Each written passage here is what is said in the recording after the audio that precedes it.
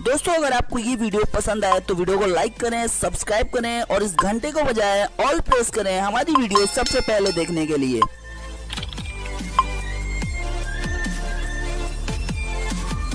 Puta